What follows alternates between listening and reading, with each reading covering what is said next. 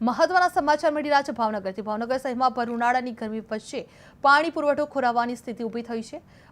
બુદેલથી તરસમી આવતી મહી પરિયેજની પાણી લાઇનમાં છેલ્લા 10 દિવસથી લીકેજની સમસ્યા સર્જાતા હવે તેની રિપેરિંગ કામગીરી હાથ ધરવામાં આવી છે, જેના કારણે આવતીકાલે શહેરના 25થી વધુ વિસ્તારોમાં પાણી વિતરણ બંધ રહેશે। જે વર્તમાન નગર, દિલબહાર અને બાલિયોનગર સહિતના વિસ્તારોમાં પાણી નહીં મળતા નાગરિકોને ભારે મુશ્કેલીનો સામનો કરવો પડી રહ્યો છે। જે ભાવનગરમાં ગરમી વચ્ચે પાણી પુરવઠો જોવા મળી રહ્યો હતો, જે બંધનો નિર્ણય કરવામાં આવ્યો હતો। જે 25થી વધુ વિસ્તારમાં આવતીકાલે પાણી નહીં મળે, જે મહી પરિયેજ લાઇનમાં 10 દિવસથી લીકેજ થતા રિપેરિંગ કામ કરવામાં આવી રહ્યું છે। જે વર્તમાન નગર, દિલબહાર, બાલિયોગીનગરમાં અસર જોવા મળી છે। જે ઉનાળામાં પાણી કપાતથી નાગરિકો પણ મુશ્કેલીમાં મુકાયેલા જોવા મળી રહ્યા છે। જે ભાવનગરમાં ગરમી વચ્ચે પાણી પુરવઠો બંધનો નિર્ણય કરવામાં આવ્યો છે। જે 25થી વધુ વિસ્તારોમાં આવતીકાલે પાણી નહીં મળી રહે છે। મહી પરિયેજ લાઇનમાં 10 દિવસથી લીકેજ છે, જે રિપેરિંગ હાથ ધરવામાં આવી રહ્યું છે। જે વર્તમાન નગર અને દિલબહાર, બાલિયોગીનગરમાં અસર પણ જોવા મળી રહી છે।